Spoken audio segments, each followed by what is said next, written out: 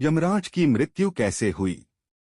यमराज को मृत्यु का देवता माना जाता है। यदि यमराज स्वयं मृत्यु के देवता हैं तो इनकी मृत्यु कैसे संभव है। यह बात हास्यप्रद सी लगती है, परंतु वेद और पुराण में इनकी मृत्यु की एक कथा बताई गई है। इसको बताने से पहले यमराज के बारे में कुछ जान लेना बहुत जरूरी है। यमराज की एक जुड़वा बहन थी जिसे यमुना भी कहा जाता है। यमराज भैंसे की सवारी करते हैं और यमराज की आराधना विभिन्न नामों से की जाती है, जैसे कि यम, धर्मराज, मृत्यु, आतंक, वैवस्वत और काल। बहुत समय पहले एक श्वेत मुनि थे जो भगवान शिव के परम भक्त थे और गोदावरी नदी के तट पर निवास करते थे। जब उनकी मृत्यु का समय आया तो यमदेव ने उनके प्राण लेने के लिए मृत्यु पास को भेजा, लेकिन श्वेत मुनि अभी प्राण नहीं त्यागना चाहते थे तो उन्होंने महामृत्युंजय मंत्र का जाप करना शुरू कर दिया। जब मृत्युपाश श्वेत मुनि के आश्रम में पहुंचे तो देखा कि आश्रम के बाहर भैरव बाबा पहरा दे रहे हैं।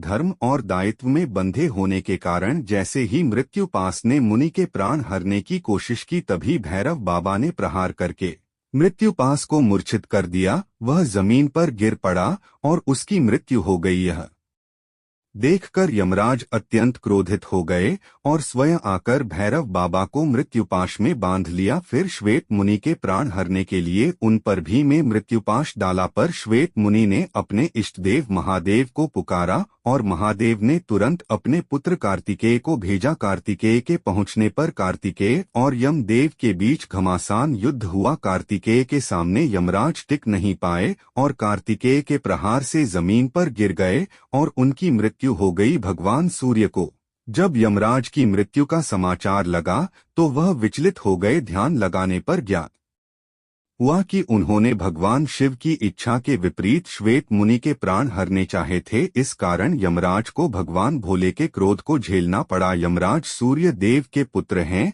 और इस समस्या के समाधान के लिए सूर्य देव भगवान विष्णु के पास गए। भगवान विष्णु ने भगवान शिव की तपस्या करके उन्हें प्रसन्न करने का सुझाव दिया। सूर्य देव ने भगवान शिव की घोर तपस्या की, जिससे भोलेनाथ प्रसन्न हो गए और उन्हें दर्शन देकर वरदान मांगने को कहा। तब सूर्य देव ने कहा कि हे महादेव, यमराज की मृत्यु के बाद पृथ्वी पर भारी असंतुलन फैला हुआ है। पृथ्वी पर संतुलन बनाए रखने के लिए यमराज को पुनर्जीवित कर दें। भगवान शिव ने नंदी से यमुना का जल मंगवाकर यमदेव के पार्थिव शरीर पर छिड़का, जिससे वो पुनर्जीवित हो गए।